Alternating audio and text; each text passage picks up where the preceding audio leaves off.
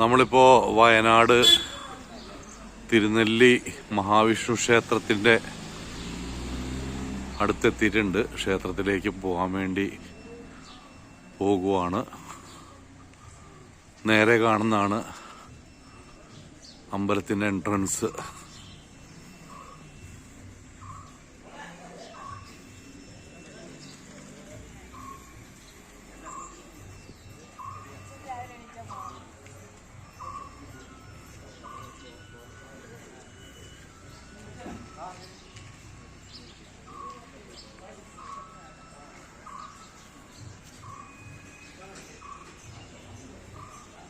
ഇതാണ് നമ്മൾ വന്ന വഴി.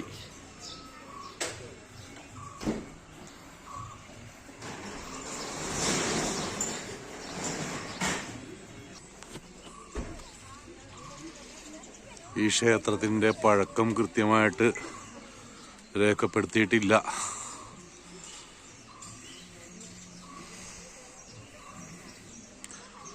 ദക്ഷിണകാശി എന്നറിയപ്പെടുന്ന ക്ഷേത്രമാണിത്.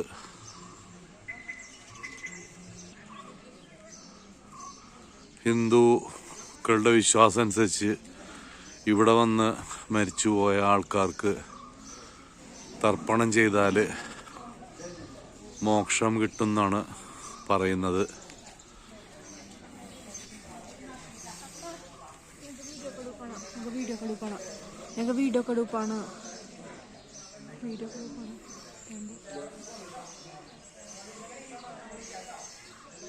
അമ്പലത്തിൻ്റെ നവീകരണ പ്രവർത്തനങ്ങൾ നടന്നുകൊണ്ടിരിക്കുകയാണ്.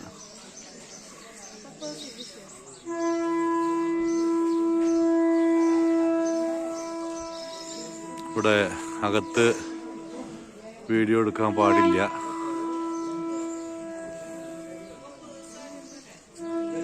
ഇതാണ് അമ്പലത്തിൻ്റെ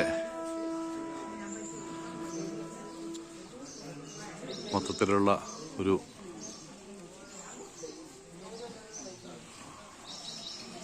വീക്ഷണം. ഇത് വഴിപാട് കൗണ്ടർ.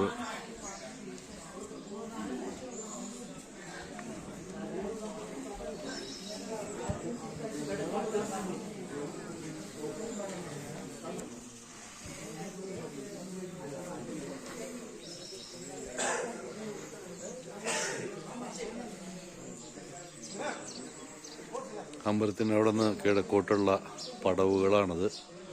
ഇതിലാണ് കയറി വരുന്നത്.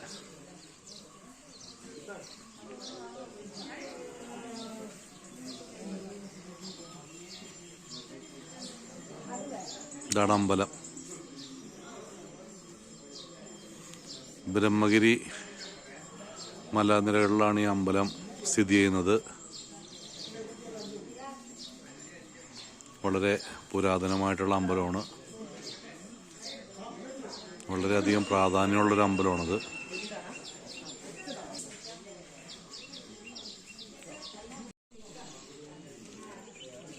മരിച്ചുപോയവർക്ക് വേണ്ടി കർമ്മം ചെയ്യാൻ വേണ്ടി കാത്തു നിൽക്കുന്ന ആൾക്കാരാണ് അവര്.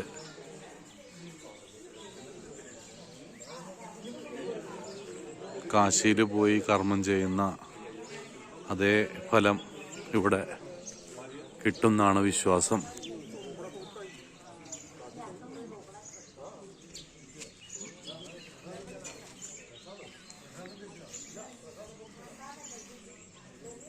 അമ്പലം ഇപ്പോൾ അതിൻ്റെ നവീകരണം നടന്നുകൊണ്ടിരിക്കുകയാണ്. പക്ഷേ ഇനി വരുമ്പോൾ നല്ല രീതിയിൽ ഭംഗിയാവും അമ്പലം.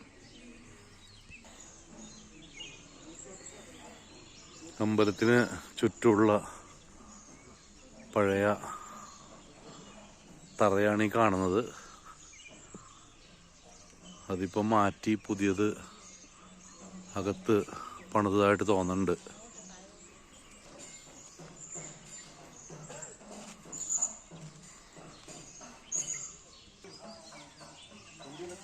അമ്പലത്തിൻ്റെ വടക്കുവശം പടിഞ്ഞാറ് ഭാഗത്തായിട്ട് താഴേക്ക് കുറച്ച് സ്റ്റെപ്സ് ഉണ്ട്.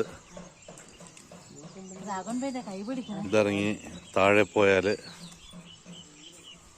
പാപനാശിനി പുഴയാണ്. അവിടെയാണ് തർപ്പണം കാര്യങ്ങളൊക്കെ ചെയ്യുന്നത്.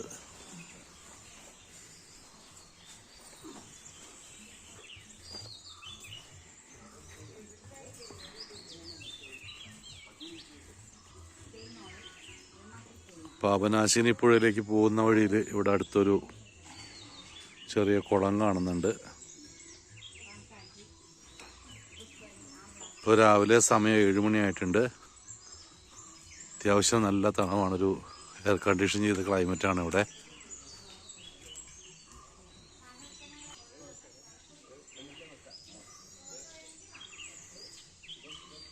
ഈ കുളത്തിലൊരു പാറ നിൽക്കുന്നുണ്ട്. അതിൻ്റെ നടുക്കായിട്ടൊരു വിളക്ക് വയ്ക്കുന്ന സ്ഥലവും കാണുന്നുണ്ട്.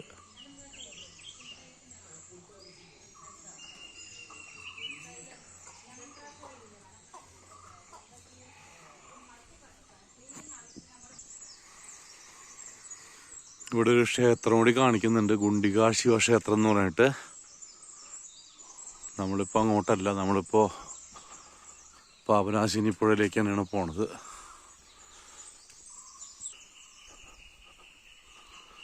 ഒരു 10-20 വർഷം മുമ്പ് ഞാനിവിടെ വന്നപ്പോൾ ഇതൊന്നും ഇവിടെ ഉണ്ടായില്ല. അതുപോലെ അമ്പലവും വളരെ ജീർണാവസ്ഥയിലായിരുന്നു. ഇപ്പം അതിൻ്റെ ചുറ്റമ്പലമൊക്കെ പണിതിട്ട് ചെമ്പുപാളികൾ പതിപ്പിച്ചിട്ടുണ്ട്. ഇപ്പം മുൻവശം ബാക്കിയുള്ള പണികൾ നടന്നുകൊണ്ടിരിക്കുകയാണ്. പാപനാശിനി പുഴയിലേക്കുള്ള നല്ല വഴി ഇവിടെ അവസാനിച്ചു. ഇനിയിപ്പോൾ ഇതുപോലെയുള്ള പാറക്കെട്ടുകൾ കടന്നിട്ട് വേണം അങ്ങോട്ട് പോകാനായിട്ട്. നമ്മളിപ്പോൾ ഏതാണ്ട് 10-200 മീറ്റർ നടന്നു കഴിഞ്ഞു.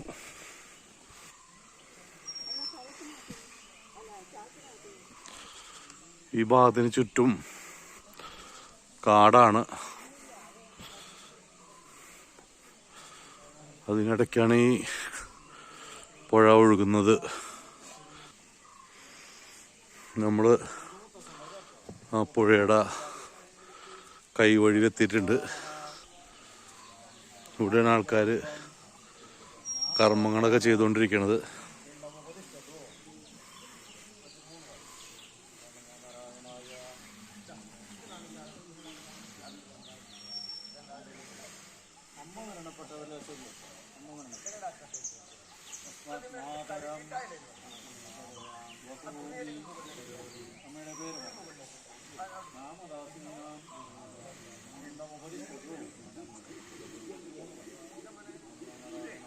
അപ്പോൾ ഇതാണ് പാപനാശിനി പുഴ. ഇവിടെയാണ് മരിച്ചവർക്ക് വേണ്ടിയുള്ള കർമ്മം ചെയ്തുകൊണ്ടിരിക്കുന്നത്. എൻ്റെ സൈഡിലായിട്ടാണ് ഈ കാണുന്നത്. ഇവിടെ ആൾക്കാർ വരുന്ന പ്രധാനമായിട്ടും ഈ തർപ്പണം നടത്താനായിട്ടാണ്.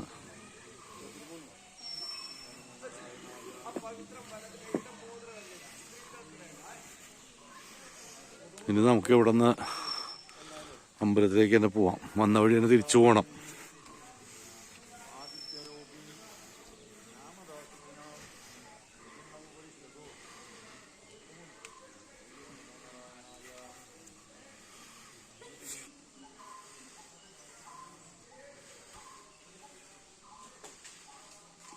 ഒരു ഫോറിനർ വന്നിട്ടുണ്ട് ഇവിടെ. അവർ നല്ല ഏജ് ആയിട്ടുണ്ട്. അവർ ഈ പ്രായമായിട്ടും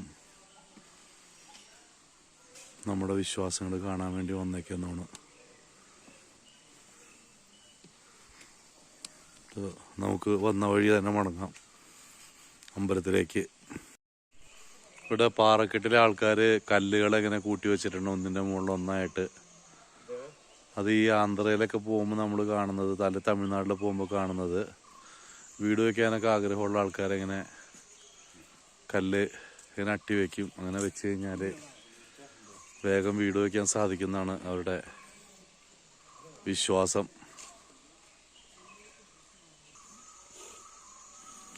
പാപനാശിനി പുഴ നമ്മൾ കണ്ടുകൊടുത്തുനിന്ന് ഇങ്ങനെ ഒഴുകി ഇതിലെ സൈഡിൽ പോയിക്കൊണ്ടിരിക്കുക.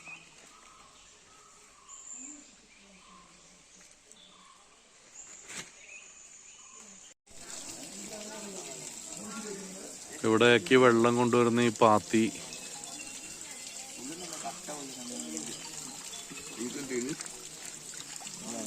ഒരുപാട് ദൂരത്തേക്ക് കാണുന്നുണ്ട്.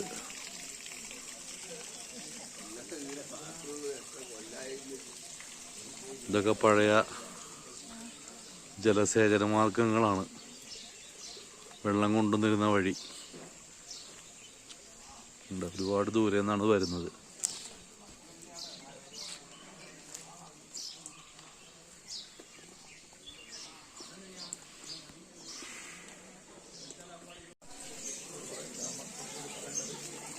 ഈ അമ്പലത്തിൻ്റെ ഏറ്റവും വലിയ പ്രത്യേകത എന്ന് പറയുന്നത്, ഇവിടെ മഹാവിഷ്ണു പ്രതിഷ്ഠ നടത്തിയത് ബ്രഹ്മാവാണെന്നാണ് പറയുന്നത്. അതുപോലെ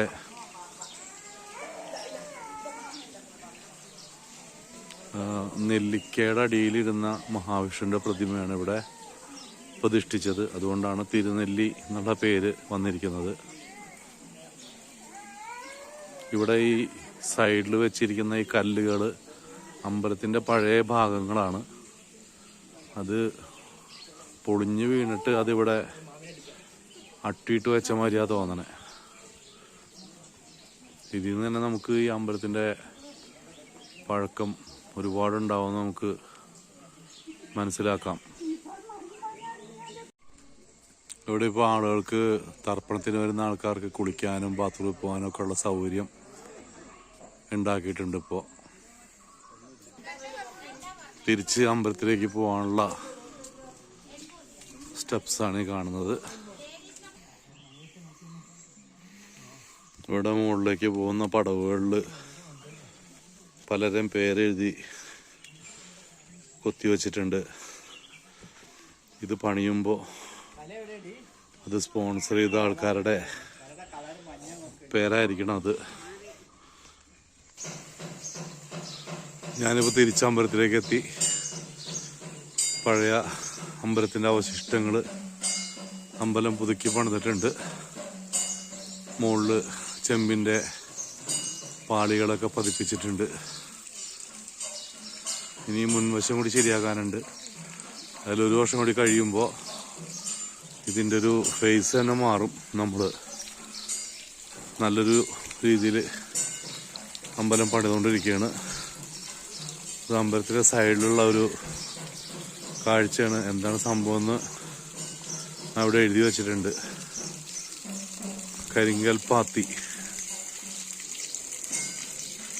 ചിറക്കൽ രാജാവിൻ്റെ പത്നി വാരിയക്കര നായനാർ കുടുംബത്തിലെ അംഗമായ വാരിക്കത്തര തമ്പുരാട്ടി ക്ഷേത്ര ദർശനത്തിലെത്തുമ്പോഴും ഭഗവത് ദർശനത്തിന് ശേഷം ദാഹശമനത്തിനായി അല്പം വെള്ളം ചോദിച്ചപ്പോൾ പാവനാശിനിയിൽ നിന്ന് വെള്ളം എത്തിക്കുന്നതിനുള്ള വിഷമം ശാന്തിക്കാരൻ വിശദമായി തമ്പുരാട്ടിയോട് പറഞ്ഞു.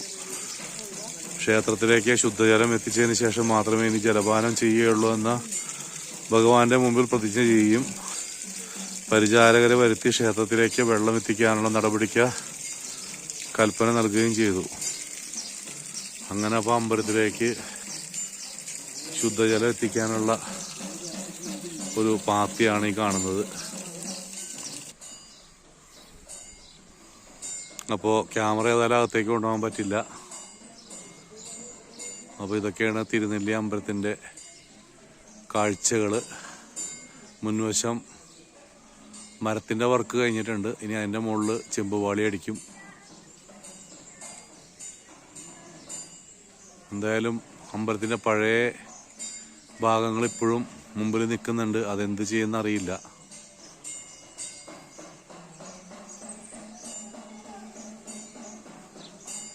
അപ്പോൾ തിരുനെല്ലി അമ്പലം കാണാത്തവർക്ക് വേണ്ടി ഈ വീഡിയോ സമർപ്പിക്കുന്നു.